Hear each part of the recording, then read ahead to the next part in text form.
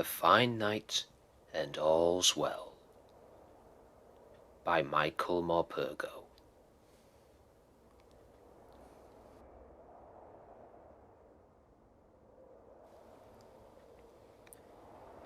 I was new, a new boy in an old school, the oldest school in the country, they told me. Outside a dormitory window, there was a Norman staircase and the medieval monastic buildings of the Green Court and the Mint Yard. Beyond that, towering above us all, Canterbury Cathedral and Bell Harry, ringing out the hours, day and night. We were expected instantly to know the history of the school and the names of every building. House monitors could stop and test us at any time. One of them, we already called him Flashman, would go on questioning until we got something wrong. Then he would give us 10 minutes to change into PE kit, run around the Mint Yard a dozen times, and then report back to him in his study, fully dressed again. An almost impossible task for us new boys, as we were all fingers and thumbs with our uniforms. Still trying to get to grips with the studs on our wing collars. The uniform was just part of the ritual of the school. Wing collar, black jacket and waistcoat, pinstriped trousers with the middle button always done up if you were new. Boaters if you went into town. Somehow, we had to navigate our way through a sea of hazards. We learned quickly enough that the only way to keep out of trouble was to know our place. Be on time, and have that middle button done up. I longed simply to get through each day, to be in my bed and alone in the darkness. Only then could I put Flashman out of my mind, close my eyes, and dream I was back home. But Bell Harry would remind me every hour, on the hour, that I was not. Lying awake. I'd listen for the night watchman out on his rounds along the walls of the precincts. Sometimes his footsteps would stop right outside our dormitory window, and I hear his echoing cry, 12 o'clock, a fine night and all's well. I took some comfort from that and would fall asleep hoping it would be true for me the next day, praying that I would manage somehow to avoid Flashman and get through unnoticed and unpunished. But my prayers weren't working. As the weeks passed, it became obvious that Flashman had it in for me. He used the strangeness of my name as his main weapon, making up a new one for me every night as he did his rounds just before lights out. Pongo, Pingo, Flamingo. Then one night it got nasty. He was there with his usual 3 cronies at the end of my bed. I steeled myself. Do you know what someone told me, Morpurgo? He began. Someone told me your name's Jewish. You're a Jew boy, aren't you? For the first time, I saw real menace in his eyes. I didn't argue. I didn't say anything. We don't like Jew boys, do we? He went on. Gone all dumb, have we? Scared out of our little Jewish wits, are we? I'm sure that worse would have happened had Mr. Robbins, our housemaster, not come in at that moment, overheard everything and sent Flashman and his friends scuttling away rather sheepishly. After that, fear of Flashman taught me wherever possible to go around in a protective band of others, a cocoon of friends, Perhaps we were all doing the same, finding strength and comfort in numbers. I wasn't the only one finding it difficult to settle into this strange place. I made these friends mostly on the rugby field or in the choir, singing Thomas Tallis in the Cathedral, crashing through a tackle to score. Life was getting better. I didn't excel at either, but did both about well enough to be up there with those that did. Schoolwork, though, was a problem. I just couldn't seem to make any headway, and all too often I found myself in detention, forever trying to explain why I hadn't yet done the work I should have done. For some reason, history seemed particularly difficult to me. Some weeks after half-term, Mr. Kennedy set us up an essay on the murder of Archbishop Thomas Beckett. I was struggling.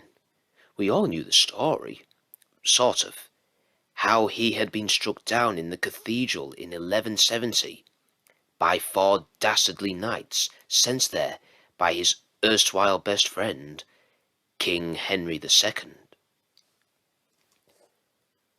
The trouble was that the essay had to be at least 2 sides long, and however large I wrote, I hadn't been able to manage more than half a side. I did what I often did when confronted with a task I found too challenging. I procrastinated and worried about it. I confided my anxieties to my tutor, Mr. Skipness, who suggested, as he puffed on his pipe, that I go to stand on the stone in the cathedral, the one that marks the place where Beckett had been murdered. He told me exactly where it was and how to get there. I couldn't help thinking that this was a pretty silly idea, but I didn't say so, of course. I just didn't do it.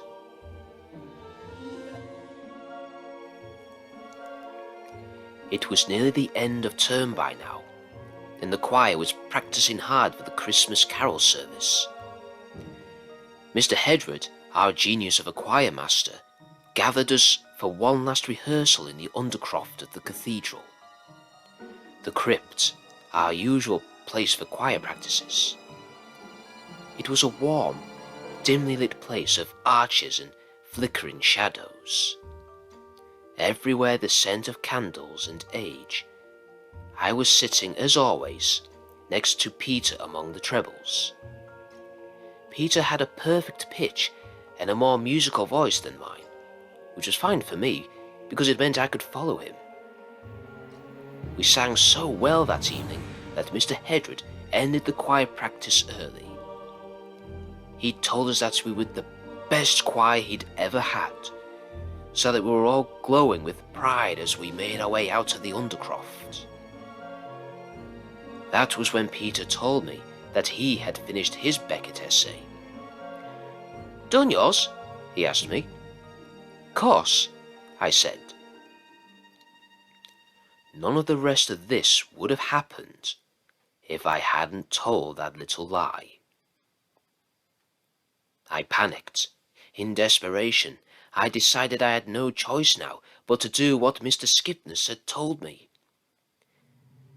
As Peter and the others drifted away through the undercroft towards the door into the cloisters, I wandered off through the arches and made my way up the steps and into the nave. There was an echoing emptiness as I stood there, alone at the epicenter of the great cathedral. I tried as hard as I could to calm my fears. I kept thinking that if I turned back now, it wouldn't be too late to catch up with the others. I could still hear the murmur of their voices. But then, ahead of me, somewhere between the nave and the choir, I discovered a flight of steps. And beyond them, a flickering light that seemed to beckon me on. Without thinking, I set off down the steps and into a kind of side chapel. As I looked around, I could hardly believe it. The chapel was almost exactly as Mr. Skipness had described it. There was the small square tile on the floor that he had told me about. This must have been the spot, the very place where Thomas Beckett had been killed. There was even a small plaque on the wall nearby that confirmed it. I stood there and closed my eyes. In my mind, I could picture the knights bursting into the cathedral, swords drawn, and the Archbishop telling them that this was a holy place and to put up their weapons. In horror, I watched as they hacked down one of his servants and then turned on him. I saw him kneeling down, crossing himself and praying out loud as the first sword struck. The whole horrible deed was played out like a film in my head. I couldn't bear to watch any longer and opened my eyes. The man who stood before me was dressed in a white cloak, his face shaded under a hood. He held a crosier in his hand. "You don't want to think about it," he said. "And neither do I. It was a painful business, but speedily over, thank God."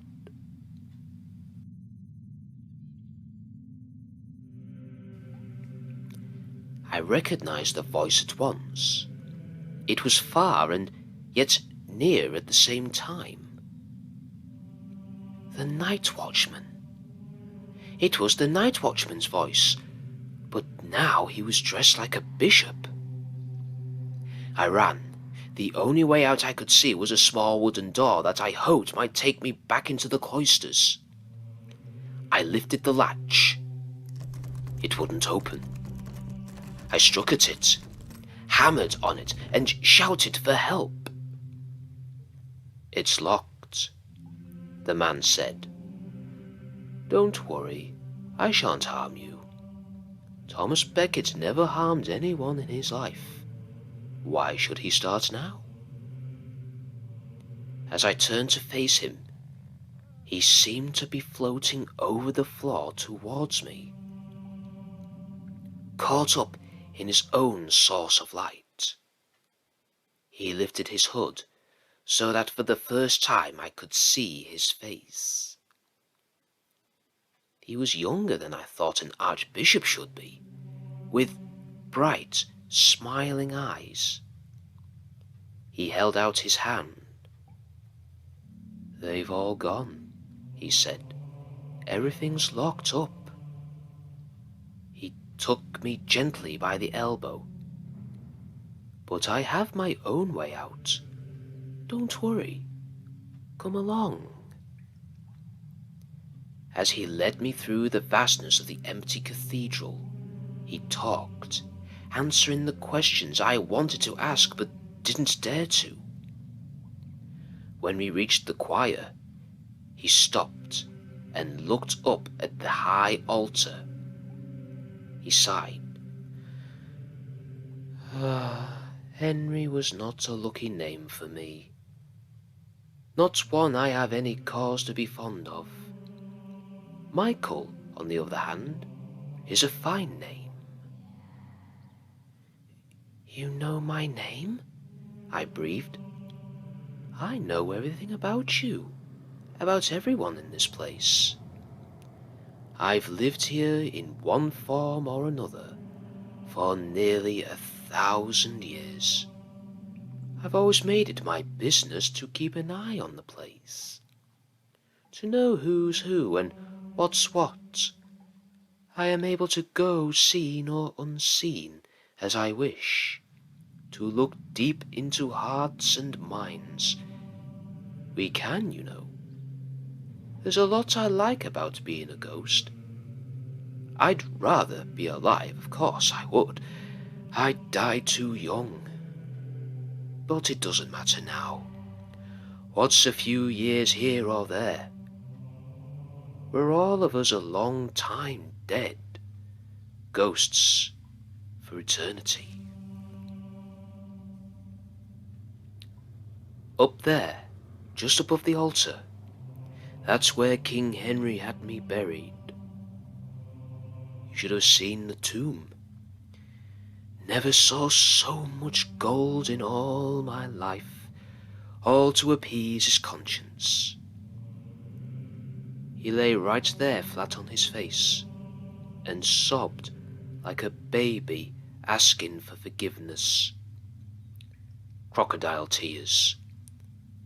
And then another Henry. Henry the Eighth. He dug up my bones. He was fond of gold, that one. Gold and wives. So you can see I have good cause not to like the name Henry very much. I was following up the steep, winding stairway and finding it difficult to keep up. I thought for a moment that the steps would go on forever, but he was taking me all the way to heaven. But suddenly I felt the cold night air on my cheeks, saw the stars and moon above me. "The top of Bell Harry," he said. "Look."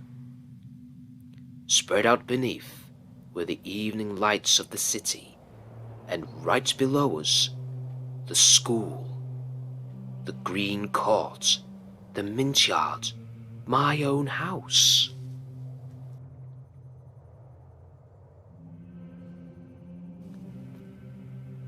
There was a light on in my dormitory, where flashmen, I was sure, would be waiting for me. Suddenly, I didn't want to go back. The ghost seemed to anticipate my every thought. "You mustn't worry about flashmen," he said. "One way or another, you'll find your own way to deal with him. And you'll finish that essay too. Which reminds me, whatever you have heard when those nights came for me, and you're right, they were dastardly. I didn't just kneel down meekly and let them get on with it. I fought like a tiger, I promise you, wielding my cross like a broadsword. I fought them to the end, the only way to live, and the only way to die." As he spoke, I felt his arm around my waist. "You'll be fine, Michael," he said. "I've got you." And with that, we lifted gently from the tower and floated down over the school, past the Norman staircase, to land right in the mint yard, just outside my house. I was so amazed and disoriented that I stumbled when I touched the ground. It took me a while to catch my breath. "You all right?" "You all right?" a voice said. I turned. It was the night watchman standing there, and in the light of his lamp, smiling at me. But he had the face of an archbishop, the face of a saint. "I'd best be off," he said. "Got my rounds to do. Like to keep an eye out." "What's it like being a saint?" I asked. It just slipped out. "It doesn't cut any mustard, not where I come from. It's what you do you'll be remembered for, not the honours or the titles.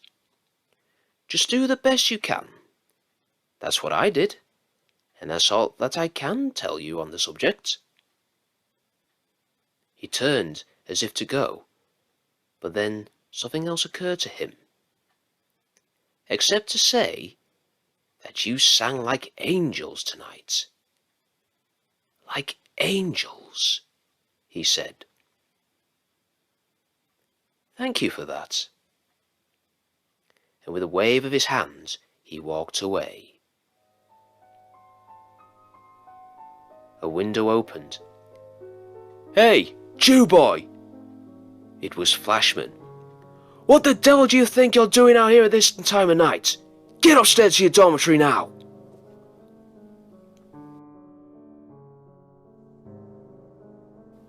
I got up early in the morning to write my essay on Beckett and handed it in on time.